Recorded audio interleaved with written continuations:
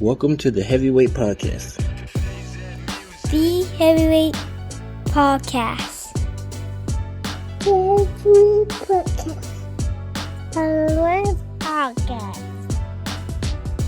You listen.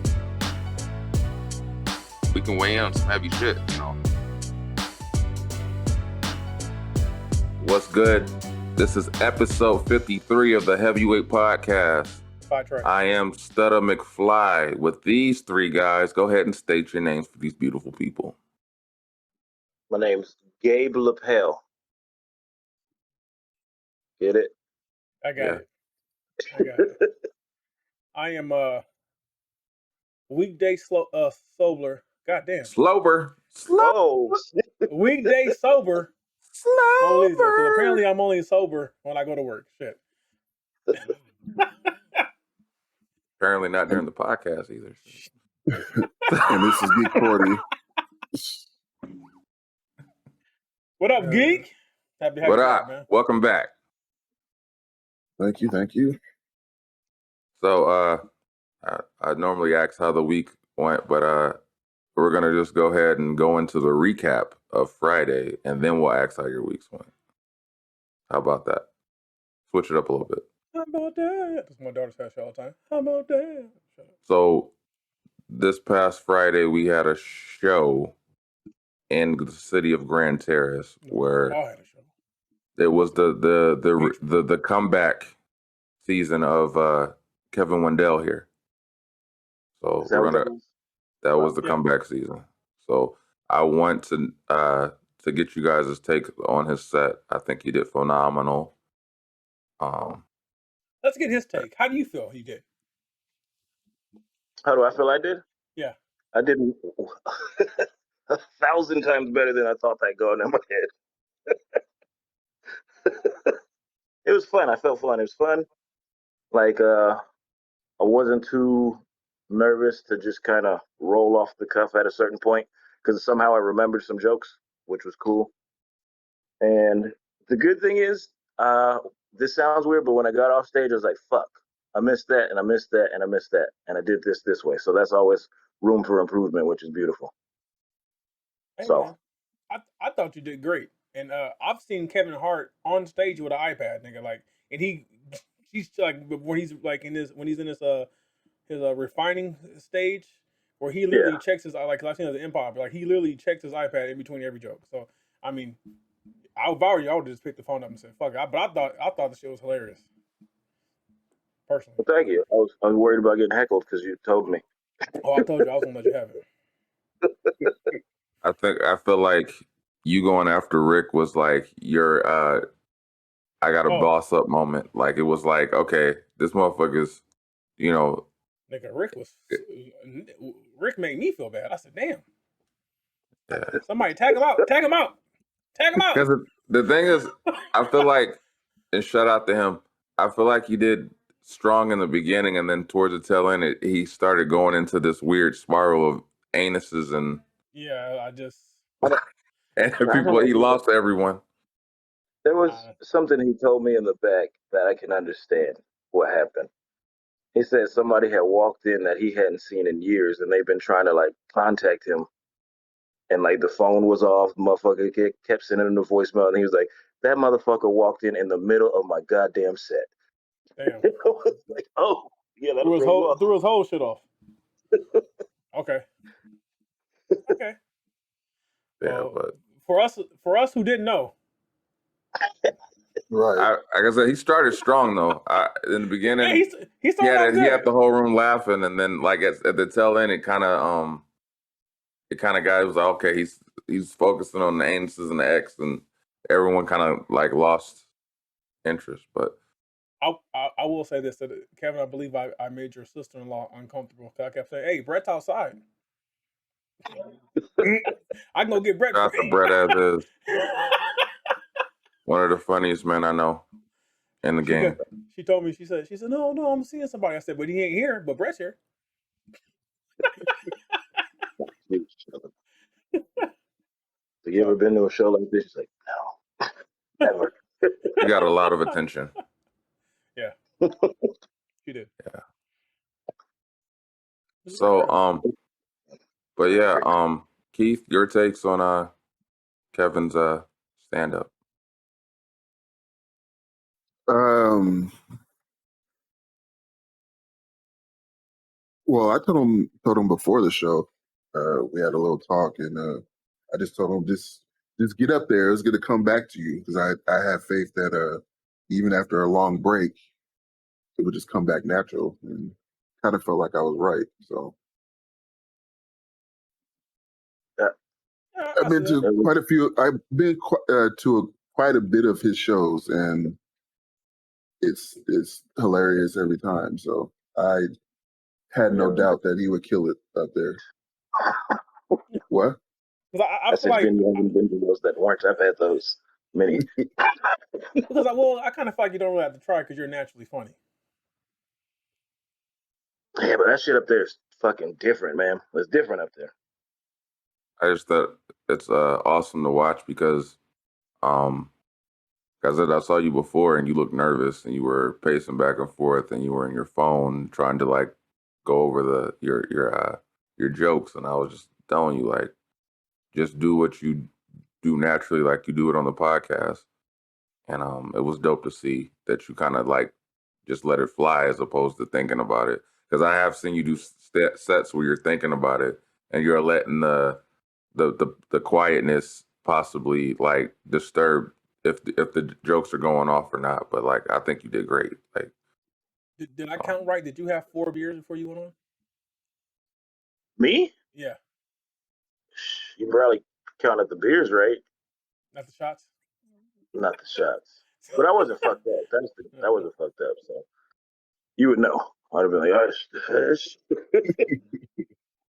But I think for me too, before that stuff, like is good that I do all that pacing and fucking going through all of my stuff and just making sure it's right. Hold on. give a fuck. You said pacing and Yeah. fucking. Oh, pacing back and forth. He said. Oh! I said this thing got a quickie before you got on stage. No, but like I said, it shows you gave a fuck, and that's good to have that feeling because that means you want it to go well. So. Yeah, I told you I'm a purist in the form of the art and like the respect of everything, because everything with Rome, like I know how long he's been doing it and stuff like that. So I was like, "Fool, I can go first, whatever." And he's like, "Nah, I want to get it out of the way." But like to me, I'm like, "Whatever you want to do, it's you got the tenure in the game, so I'll fall over wherever we got to go and we'll make it work." It just, I don't know, it's just like that. That's just how I operate in that. I try not to disrespect comedy too much, or at all if I can. Yeah. But I enough about enjoyed it. me. I saw you kill it, and I enjoyed seeing it. I No, was nigga, proud to see that. we saw you do a whole goddamn This nigga did an fucking. album. This nigga did an album. I did, yeah. Especially by these standards of these days, that was an album. I said, is this Yeah. the McFly version of the live Forest Hill Drive tour? Or is this nigga doing a whole album?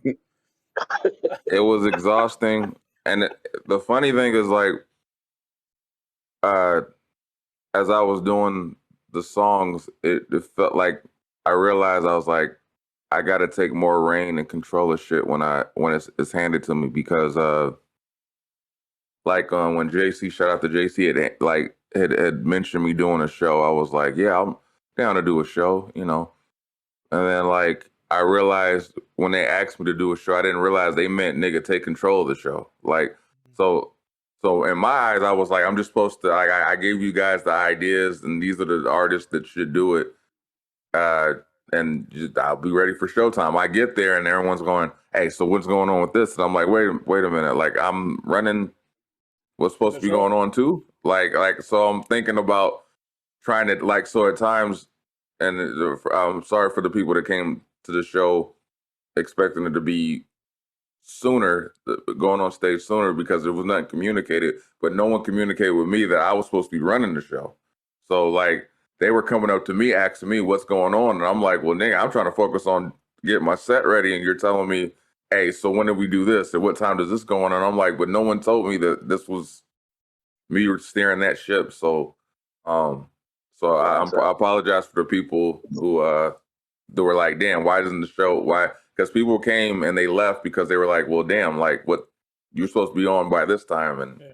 I didn't go until way later. So it was like they gave me the reins and was like, so I was like going running outside talking to Brett, like, hey, like DJ saying this, and this, and trying to get everything on, get it going because shit, if it wouldn't, shit, the show might have never happened. Fuck. So, but yeah, so when I got on stage, I was thinking I had a bunch of things going on at once, trying to make sure it went accordingly. So I was exhausted, and I was just trying to get through it because I was like, goddamn, 10 songs in a row. It was supposed to be originally 11. He told me he's like 11. I said, no, we're skipping this, and that. Let's get through this. Fuck now. I was like, cut that song short. Let's keep getting to the next one. Like, but it was fun, and but I know for me a lot of times it's different because I'm a lyricist and not a. You're not gonna talk about the look, you know, dope ass cornrows, and you was killing them. You was killing them with the fit. I did get a lot of looks, and shit's like instant, which is funny because nigga, I've been looking bummy for a while, damn near on purpose, because I was growing my hair out. So like to like instantly get that, like you go right to like a store and some, oh my god, your hair is so, and they start having conversations. It's like they're the same people that look at you like, nigga, get away from me. And but it had to do with the hair. They're like, this nappy nigga, and then like they see you with the cornrows, and like I've had compliments from as soon as I got them all the way up until showtime and shit, including yesterday. And it was just, and shout out to Barbarette Jess, who's based out of Santa Ana and Moval. If you're looking for somebody who's professional, Barbarette. Let's play on words. Huh? Jess, yeah, Barbarette, yeah. I see. But she's dope at the cornrows, and I didn't even know she was braiding my hair, and she did the shit professionally. She was on time. It was no BS. It was actually very affordable. So if you're looking for someone that does hair well, and then shout out to my barber, Zig, based out of Marietta. He's responsible for the lineup and all that. But like the combination, nigga, is lethal. It's expensive for me, but lethal. You got it, boss. Mo, lethal. I got it for the moment. No, you got it. Ain't gonna be an everyday thing. So. You got it, nigga. I know you. But it was a dope show. I was really blessed to be able to be around all you guys. Mo got fucked up as shit, and it was pissing me off because this nigga requested certain songs, and he was so fucked up. He was leaning on the table, so I was like, "Nigga, come to the front since you was leaning on the table." I said, "This nigga's gone." Stand up. And he was really gone. I was like, "God damn!" Like, because I was like, come on. He was like, talk your shit. And he just leaned up against the table. I said, he is not moving. He's not going to move. And then he was like, man, she fucking gave me fucking 2 LA Waters. It was fucking strong. I said, shit, I guess.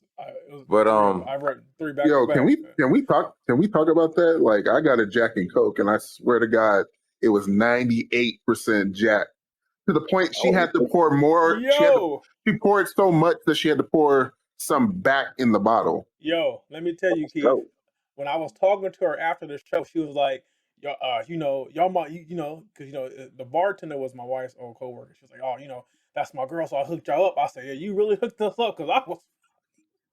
She really that shit was all alcohol. I said, damn. It didn't take much. I couldn't just take a shot of.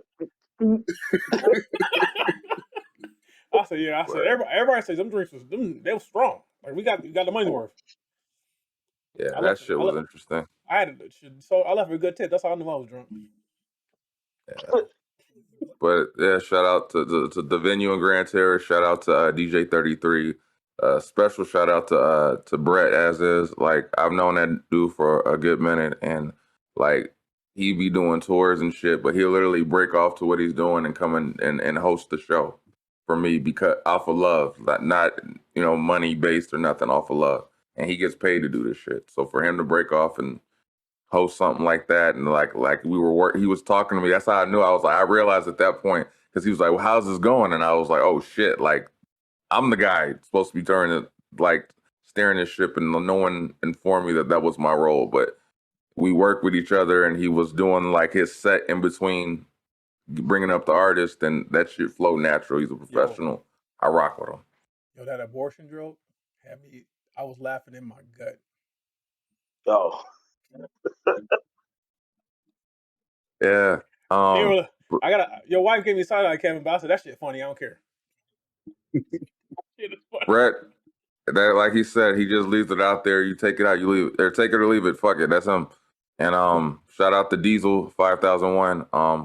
We were on a label with each other. I used to pick that man's brain all the time, and just to be able to do a show with him again after like a long time, because we, for a while we didn't see eye to eye and we weren't on talking terms. So to be able to come full circle as grown men and be able to squash that and show love, and I was on his show, he's on my show, and to show that love, and we made sure that like we had like everything as far as equipment wise on point.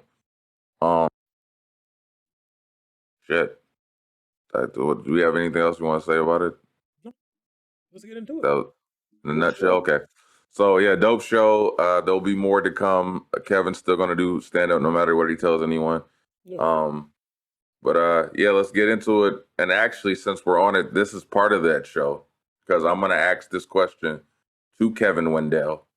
Oh, nigga, why are you trying to make it seem like you're retiring from comedy? That's not happening. I said that. You made it seem like you didn't plan on doing any more shows.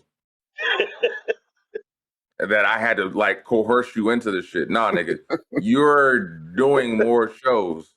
it's Just funny you let say you know. that because the Ontario Improv has a couple of open mic nights next month. I'm just saying. I know all those niggas who fucking doing that shit. I'm just letting you know because you tried to make it seem as if like, oh, I coerced you into just doing this, but you had no intention of. I said, nah, nigga, you're doing shows. I wasn't going to do it. I was just like, damn, this nigga already booked me. I feels like. So you're going to do short shows. Like it's not but He said you handle I guess this is for the grand scheme of it all. This is a question that I brought to the forefront for the whole. But Kevin's the inspiration behind this question. The love that you have for your passions. How much time do you devote to it? And have you given up on it? Or do you continue to pursue it going forward in your life as you get older? All of you. Can I answer from my perspective with how I was looking at comedy, the whole thing? Yeah. So for me, I wasn't not gonna not do comedy again ever. That's never been in my mind. But I'm talking about the show because you made it seem as if that show was like. I was like, nah, nigga. You know how my week went? My whole week was pacing. I get that. And you kept hitting me up saying that you were nervous, you're excited, you're nervous. But like, you made it seem as if that, like, nigga, like, you're doing shows. Like, it's not I don't care if I have to just like trick you, like, hey, man, come and hang out with me and be like, hey, nigga, this looks like a mic stand. Is this a mic stand? Yeah, you're doing a stand-up set right now. I don't know. Something got in me with the fear of getting back up there, I guess. I think it was more of a fear thing. I don't know what it was of. Maybe it was of not being able to do it at a good level, you know what I mean? So I think that deterred me a lot. Because I still write. Like that's wild if I don't go on stage, but I still write. Like I have a whole shit ton of jokes that I should try out. But I think that's what got me away from it a lot too, and just trying to focus on getting my shit right at home, like so I have a solid foundation for the family. And then I don't know. It's probably mostly fear, to be honest. But I don't intend on ever stopping the pursuit. So when's the next show? Huh? When's the next show? I don't know the next show. Are you looking? Are you looking? Are you looking? Like, is it like in the next month? Maybe 2 weeks? Fuck it. How about tomorrow? Again, I say the Improv in Ontario has a couple open mic nights next month in the month of August. Maybe the end of the month, yeah. But I just know we're gonna hold you accountable, and nigga, you're gonna be doing stand up still because you're dope. Moving on to Mo.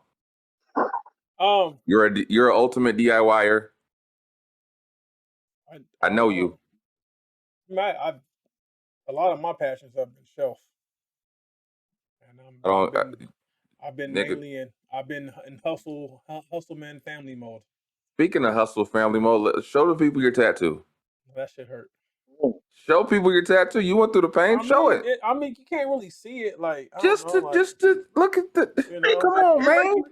Something light, something light. just a little something, something. Shout out to Rich and Roots Tattoo in Beaumont. He did his damn thing. And what it says on there, I think, is the dopest thing is it's a phoenix. Yeah, and then it's But my it daughter's. spells rain. That's so dope to Yeah. me. So you guys don't know my daughter's name is Phoenix, and her middle name is Rain. So I got a tattoo of a phoenix, and then the wings of the phoenix spell her middle name. That shit's dope. That's fire. How long did it take? 6 hours. 6 hours? 6 hours. Did he still keep the original price, or did he charge you more? He charged me for 4 hours. That's what I'm saying. Shout out to Rick. God damn. Shout out to Rick. Because it took 6 hours. It came out real good though, and it didn't hurt as bad as I thought it would. Like what I learned is when they got close to them the veins and the nerves, you felt it. Ooh shit, but it wasn't bad. Overall, it wasn't bad. Also, I got through like 5 episodes of Stranger Things. So I'm almost caught up. I'm almost to season 4, so it was a good time. So I had nothing to go. back to the DIY stuff. I just haven't had time with the amount of time I've been working, and then the energy I put into the pod. Like, and then I have to sacrifice something. So I sacrifice personal time for dream, goal, and family. You'll get back there. But there's one thing you forgot to mention. You gotta flex real quick. What happened on Friday? What happened on Friday? What happened on Friday? Before you came to the show, what happened on Friday? Oh yeah. So Miss Rain, she got promoted in gymnastics. She's on the team. Yes. And I'm very, very excited. I'm very, very happy. I'm just mad at these bills. I said I'm gonna have to work more because let me tell y'all something. Competition team gymnastics is not cheap. No, it never is. They want you to be invested. And my wife has already decided that she's about to go buy 1,000 leotards. You know what? Because she has You to have a could different build one for every practice. what is the single bar? Build a whole gymnastics set in the backyard. There you go. DIY dog. I just put grass down. I'm not. I'm just gonna throw it out there because I'm not gonna take the grass out. I have a big backyard with nothing in it. Like, you can, if you want to use it, to just do random flipping events or whatever, or just I don't mind. If you just needed the space, it's free. The gym she goes 3 days a week now. It's pretty big. She can do it there. Is it free? The gym? Oh no, it's not free. We pay for that hour she's there. We're paying for that. Okay. So she can. Yeah, we're paying for that. For sure. But shout out to her. She made me proud. Yeah, that's what's up. So since you're saying time, I respect that. But just know, here at the Heavyweight Podcast, we hold people accountable. So nigga, any passion you have, it's gonna happen. I'm gonna push it.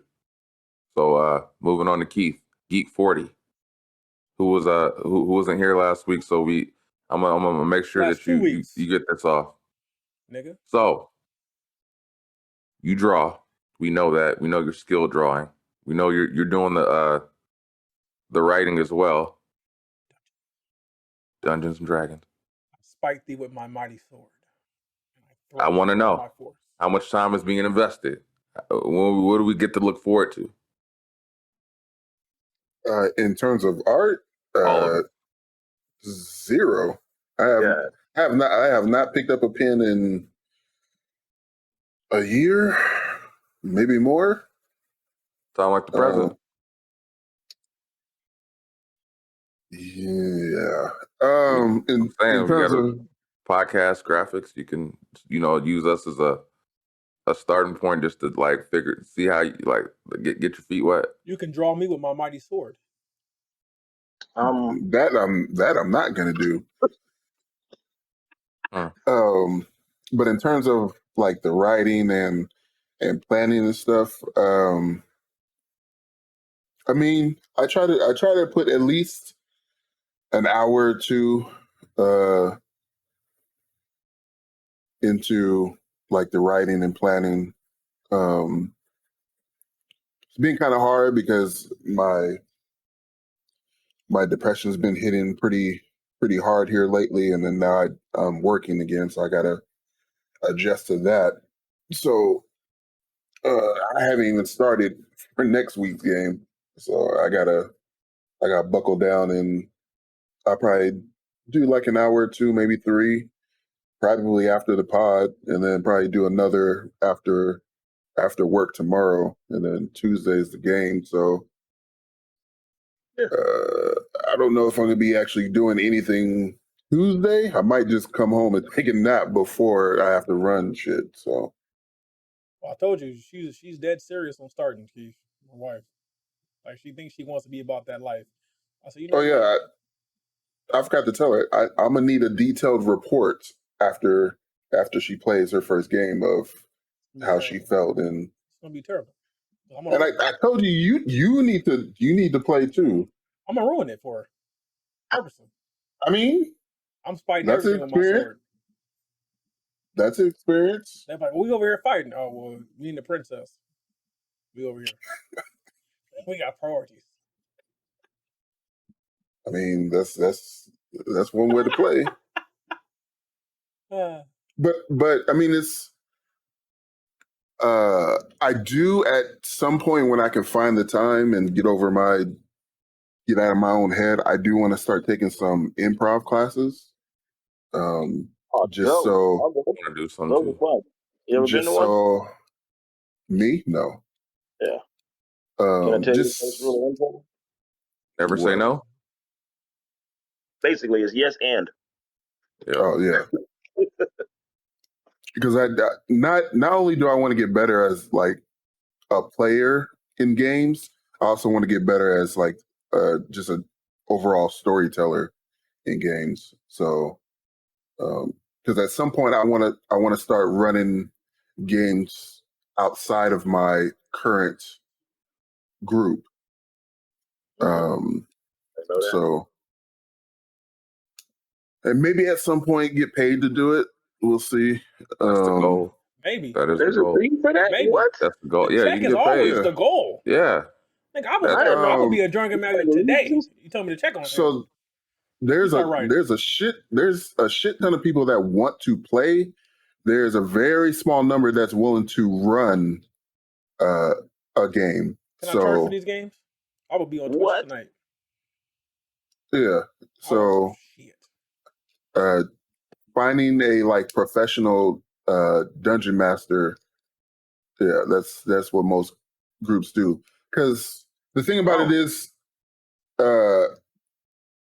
the caveat is when you do it for free, all types of stuff, you can come up with all excuses why you're not going to run the game or whatever, or people won't show up or they won't take it seriously. But once they start having to give up money, they're gonna start showing up to games. They're gonna start taking it a little more like it's supposed to be fun, but I mean, it's a group effort. So if people are not showing up and stuff like that, that kind of ruins it for everybody. So when money gets involved, uh, you What take you it a little more seriously. pay me and not show up?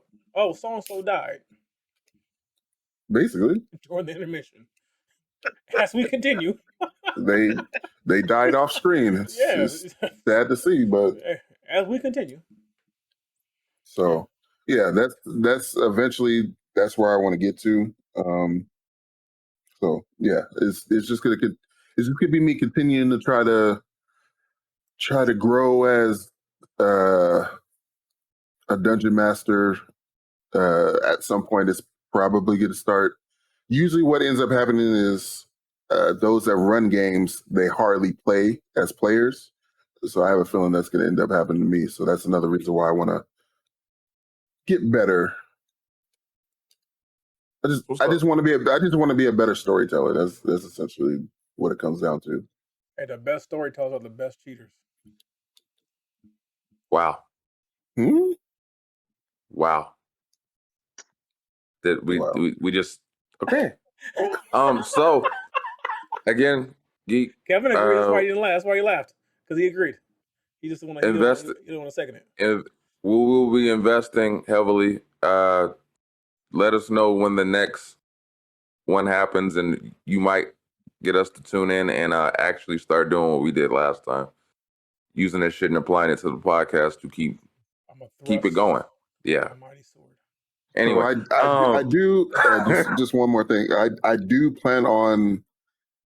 There's some new content that's coming out that I do plan on starting like running a new game that I probably will stream. I just got to get my ducats up so I can actually buy the shit that I need to run it. that's what's up, and we will be pushing heavily.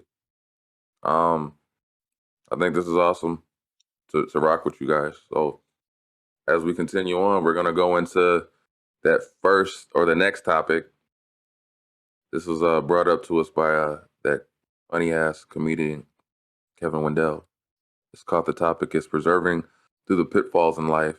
How was it done? How you felt in the moment and how you felt after you got through it and how to duplicate it. Do you want to elaborate further?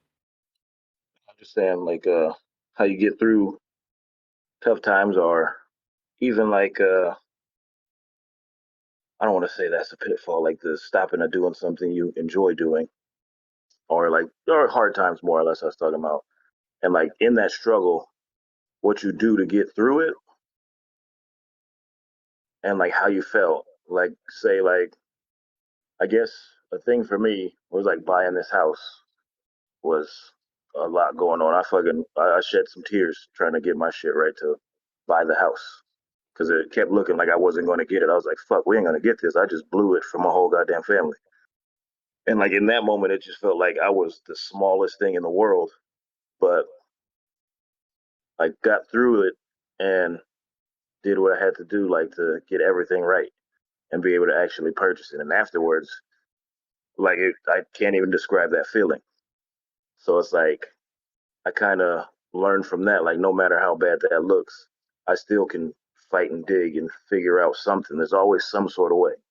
So I try to apply that to everything that I do now because it's like shit can get bad, and you're like, well, there was a point at this point where shit it could have been bad for all of us, and I don't know. It's just a great feeling to get through that type of stuff. I don't know, like if you guys got any stories on like shit you persevered through and like have You you had tri- used that? You know what I mean? you triggered me in that moment because I had that same feeling when I got my house.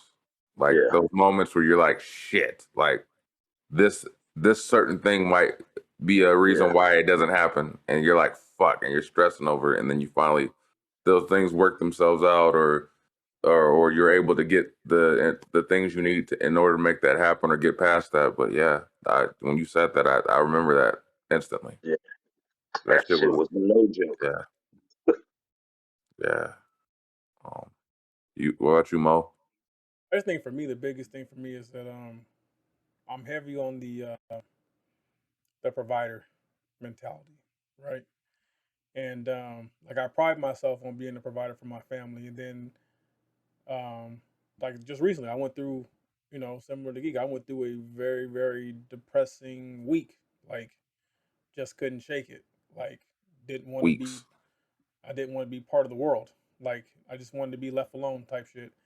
And and then eventually, like I'm saying, like I say all the time, I had realized, hey, nigga, like you got responsibilities. You got to get up and do something. Like you know, at least give me the bare minimum. Because then at least with the bare minimum, we can grow off that. So I think it's just for me, it's just a lot of times the pressure just I think we all feel it the same too. A lot of times the pressure just gets heavy, and you just sink. You're not always you can't always swim. Sometimes the pressure gets heavy, you get tired, you're gonna sink. So um, I think with that, I have to just take a couple days just to realign my mental, kind of cleanse, um, and then just kind of like to me like isolation does wonders for me sometimes. Like it could be helpful or it could be, but then there's also like a point where it becomes hurtful. because like okay, I can sit there in isolation and figure some things out, and then kind of work through it, or but if my mind's not right, I can be in isolation and it just makes everything worse. So I think what I personally do is like I have to start taking um, the small victories. Like I gotta think about okay, yeah, things are kind of messed up right now, but this one good. So we're gonna take this and then we're gonna build off this, and then so that's what I do.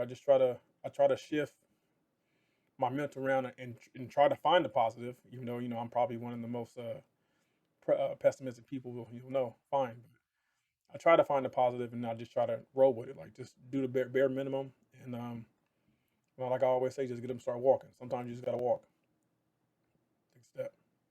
Are you pessimistic to yourself? Because I don't find you pessimistic when. I'm very pessimistic in general. I just hide it. Uh, I don't think that you're pessimistic. I think certain things you're so real about a realist about so many things that it can come off as pessimistic, but you're not pessimistic. You're just a realist. I So just so think more to the fact that you'll kind of like be like fuck it, and you're like God damn. because I just learned to accept like the I know years ago the one thing that really helped me out is I finally accept the fact that I can't control everything. So I'm gonna do what I can control, and everything else, fuck it. Like I can't do nothing about it. I can't control how someone perceives me, or I can't control what someone thinks about me. I know what's real, and how you feel about me is how you feel. Or like I can do everything right, and someone can say no, that ain't how it's gonna happen. So I can't control it. So I just be like okay, but that me not having trust in people, that's why I probably sound pessimist. Like I can know I know how things should go, but I don't trust people to know that they'll go according to plan.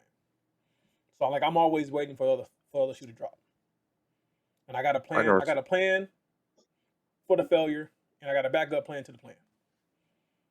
I can respect that. I can see that. But like I said, I don't think you're a pessimist. I think you're just a realist, like a pure realist to the point that when you think about it, you're like, fuck, like, and it becomes like that spiral effect. You're not a pessimist though, man. Like you're a very strong person, dude. And you're a that's what I was positive asking. person. So, Don't come off as pessimistic to me. um, I am asshole. Geek, your Mhm. takes? Ooh. I am still currently working through finding that uh, light at the end of the tunnel. I guess you can say. Um, Hmm? can't really, can't really think of like a significant situation where I I, I kind of feel like is always in battle. There is no uh, like in terms of what I would describe as like a win. I just have not been there yet. At least not as at least when I consider myself as an adult, and I'm doing air quotes. Um, I don't know. It just always feels like it's just an ongoing battle where I have small victories, but those small victories always seem to get uh, shorter in length between being tested again. Do do So you do comparisons to other people when you say like adulting? Are you comparing that to like your peers, or are you just saying like for you? a little of both. I'm not gonna lie and say I'm not influenced by others, but that's not like I'm not gonna. It's it's uh it's one of those negative influences I've gotten from my father because he does it quite often. He will tell me how so and so's son or daughter or whatnot is doing this, or they got this job, or they're making this amount of money, or they got one or two houses, or they got a brand new car, or this and that. So even when I'm trying to focus on me, there's other factors that are always like putting that added pressure that I'm not Well, doing enough. But the I'm one gonna thing, about the the one I'm gonna thing, Q, alley is oop it that to you. you can't you can't always compare yourself to others because you don't know what they went through to get there, man. And you tell me that all the time. I was gonna say that. I said Mo tells me that all the time. So I Like was, you don't know what their journey is, man. Like you, some people, you might see a person with 2 houses, cars, he's going through hell every day, and he would Yeah. gladly give up all this Yeah. to be where you are. Like so that's why So like I'm not beating myself up like, oh, I'm not like them. It's just the constant reminder that I'm not where certain people think I should be, and then on top of fuck that, I'm fuck what telling people think. myself that I'm not Yeah. where I thought I would be Here's the thing by this is point. that here's the thing is Nigga, like if you my thought wife knew where I always thought I was says gonna be. my wife always says I agree. She always says you're exactly where you're supposed to be. Yeah. Now, what you do with that position is on you. Either you can regress or you can move forward. But you're not going to regress but you're not going to move forward if you keep looking and compare your life to people around you. Because like I said before, you don't know what they're going through to maintain that life. Like I had to give blood on Friday. And there was an old guy in there. He was like, "Man, I could have died last night. I'm just happy I'm able to come in here." And it's like he wasn't an old man. Well, he didn't have a bunch of money, and he was literally just happy for the breath he was taking. It's all about perspective in life. Like so, you can't look out like because there's always going to be somebody with more money. There's always going to be somebody with better health. Always going to be somebody with a nicer car. But then on the flip side of that, there's always going to be somebody like, man, I wish I could be where that guy's at. Yeah. You got to take where you are and understand that hey, I'm here because this is where I have been placed due to my mental state or whatever the case be. Now I need to take the steps to get to where I'm trying to be. That's yeah. it. Yeah. The goal in I think life, you let. the goal in life is just not to regress. That's the I goal. think you gotta try to Dude, get your pops out of your head the way he's saying that, because it's just something to push you. Like he knows what he's doing. He's pushing your buttons, and you got to know that. Uh, uh, Look here, man. people say that, but uh, mm, my dad has this face that he puts on for others, and then a completely face for family. So unless you get a glimpse of that face that he gives the family, like statements like that are gonna always be made. Like, oh, he's doing it to push it, but No, I'm not saying to push you. I'm saying But to push at your buttons. at the end of the oh yeah, day, no one can be mad at you for cutting out people in your life that do nothing but damage you. If it's just a person that just triggered, I don't talk to. I can count on my hand how many non brothers and sisters I talk to in my family. On this hand, like, bro, you have to protect your mental Yeah. because that your mental state is the most valuable thing in your possession. Because with the right mindset, you can be whatever the fuck you want to be. So that is what's the most precious thing. And anybody who is not helping you develop a better mental, you got to cut them off. And you'll find peace in that. It may be hard at first because you're like, man, I really love this person. But if that love's not being reciprocated in the way that you need to receive love, it's not doing you any good. And that's the same thing like with relationship and marriage. I can't You have to tell your partner or your wife, whatever, how you receive love, because how I receive love may be different from how Stutter receives love, may be different from how Kevin receives love. What's important to me may not be important to Stutter, but it may be, So everyone is different. So you have to. That's why this thing called life. That's why it's an individual race because it's different for every single person. But it's one thing that's the same for everyone. Anyone who's not good for your mental needs to be shut off. Period. Because you're not going to get to a good space if you constantly have somebody putting doubt in your mind. You are the company you keep. So if you're going to keep letting people doubt you, you're going to doubt yourself.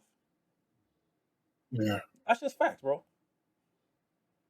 That's facts. And the fucked up thing, especially in the black community, is that most of our worst enemies we have blood ties to. Yeah. A random person on the street will help you more than a person who sat with you for 25 Christmases. Yeah. This is true. So you have to be able, like, it's not a bad thing. Like, they might say, oh, you think you better than us? No, I don't think I'm better. But I'm protecting my peace. And if that means I don't call you, I don't see you, I don't deal with you, I can live with that because I'm in a better place mentally. That's what it's about. You have to put yourself in a better place mentally so that you can level up. You're not going to level up if you're constantly in self-doubt, self-loathing. And that's probably why you deal with depression a lot. A lot, like, I know for a fact, a lot of my depression is me being hard on me. And then I have to get out of that because no one's influencing my mind but me because I get in my mind.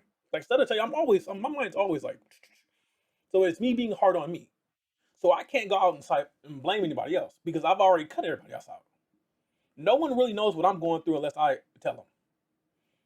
And that's even to the far extent of my wife. Like, she even has a limited amount of what I'm thinking on a daily basis. So you have to understand that your mental and your mental health is the most important thing you have. Because if you let someone continually deteriorate your mental state, you're not going to get out of the funk. They're going to keep you right there in that position. And that's a form of manipulation, and he's keeping you down. Whether you want to say it or not, that's facts. He's keeping you down by chipping away at your self-esteem, by chipping away at your mental stability. He's keeping you down. Whether he's your father or whether he's your cousin, your uncle, whatever, anybody, they don't mean no good for you. Because anybody who wants to be good for you or wants to help you wouldn't do that. That's just facts. Yeah. I don't think I could have said that any better. That's just all. It's a tough one, though. It's a tough one. I get it. Yeah. So, But yeah, that being, the point is, yeah. I'm still trying to work through it. Let's try to figure it out. You'll get there. Just it takes time and learning to not allow those certain influences and in your decision making as you move forward. Like I had a hard time coming across dealing with that as well, but it's just you can't let those outside things affect you, especially if they're not positive.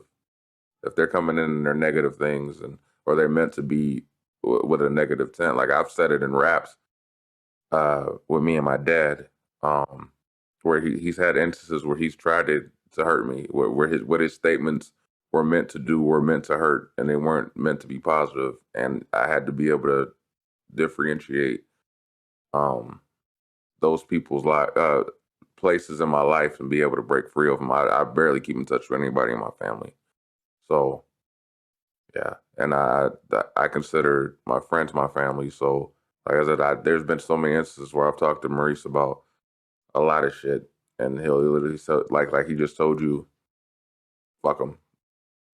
If they're not positive, cut them off. Like it. So it's a important thing to have that realization about it. But like, and as usually you're gonna find that's probably gonna be the root cause of where your depression comes from. So Because life is enough stress by itself, bro. yeah. There's a reason why companies do inventory every quarter. Take every quarter of your life, and then anybody who ain't adding up, sometimes you gotta balance that sheet. Yeah. So Yeah, with that being said, don't remind me of that because I gotta do that shit next month. yeah. Take inventory. Yeah. All right. What do you mean With for the that job? being said, this has been episode 53 of the Heavyweight Podcast. Bye, Trey. I have been your host, Stutter McFly, with these three guys. I'm Kevin Wendell again. Hey. The comedian. Hey. He's gonna do a show next week. Oh, Don't make it be up yet. it's your boy rant. You know what I'm saying? It's more lethal. It's just more lethal. Just more lethal. And this is Geek 40. And we appreciate your love. We're on Spotify, Apple Podcasts, Amazon, TikTok, YouTube, etc. iHeart. Again, thank you for the love. Subscribe, like, comment, share. Until next time, episode 53. We out. Peace. One. If you can hear the sound of my voice, you're a real one for sticking to the end. Just want to thank you again for listening and stay tuned for the next episode. 40 out.